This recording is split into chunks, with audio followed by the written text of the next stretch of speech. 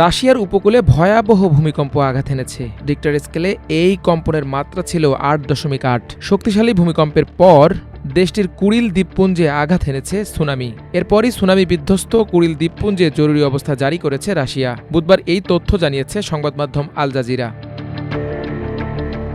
সংবাদ মাধ্যমটি বলছে, রাশিয়ার দূর প্রাচ্যের শাখালিন অঞ্চলের উত্তর অঞ্চলীয় কুরিল দ্বীপপুঞ্জে সুনামির আঘাতে বহু অবকাঠামো ও ভবন ক্ষতিগ্রস্ত এবং জলাবদ্ধতা সৃষ্টি হওয়ায় জরুরি অবস্থা ঘোষণা করা হয়েছে। শাখালিন সরকার এক বিবৃতিতে জানিয়েছে, আজকের ভূমিকম্প ও সুনামির ঘটনায় উত্তর কুরিল জেলায় জরুরি অবস্থা জারি করা হয়েছে। এর আগে প্রশান্ত মহাসাগরে বুধবার ভোরে শক্তিশালী ভূমিকম্পের পর রাশিয়ার উত্তরাঞ্চলীয় কুরিল দ্বীপপুঞ্জে সুনামি আঘাত হানে। এর জেরে উপকূলীয় সেভেরো কুরিলস্ক শহর থেকে বাসিন্দাদের সরিয়ে নেওয়া হয় বলে নিশ্চিত করেছে স্থানীয় কর্মকর্তারা।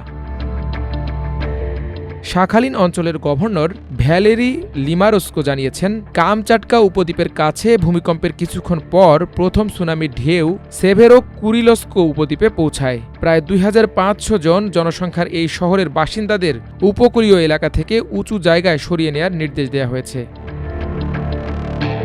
স্থানীয় গণমাধ্যম ও কর্মকর্তাদের প্রকাশিত ভিডিও ফুটেজে দেখা যায়, সুনামির পানি উপকূলীয় এলাকায় প্রবেশ করছে এবং সাইরেন বাজার সঙ্গে সঙ্গে বাসিন্দারা উঁচু জায়গার দিকে ছুটছেন।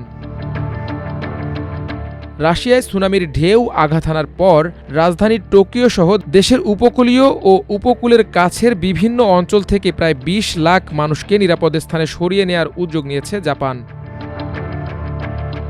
দেশটির আগুন ও দুর্যোগ ব্যবস্থাপনা বিভাগের কর্মকর্তারা জানিয়েছেন, ২১টি প্রশাসনিক অঞ্চল থেকে মোট ১৯,৫৫,৫৯৬ জনকে নিরাপদ স্থানে সরিয়ে নেওয়ার উদ্যোগ নেওয়া হয়েছে। সবচেয়ে বেশি মানুষ সরানো হচ্ছে হোক্কাইডো, কানাগাও ও ওয়াকায়েমা দ্বীপ থেকে।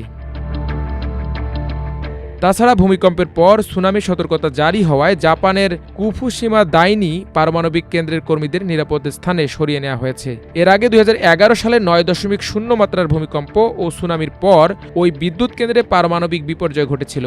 এক প্রতিবেদনে রয়টার্স জানিয়েছে, প্রশান্ত মহাসাগরের বিস্তৃত অঞ্চল জুড়ে জারি করা হয়েছে সুনামি সতর্কতা। সুনামির ধাক্কায় জাপানের পরিবহন ব্যবস্থা এলোমেলো হয়ে পড়েছে।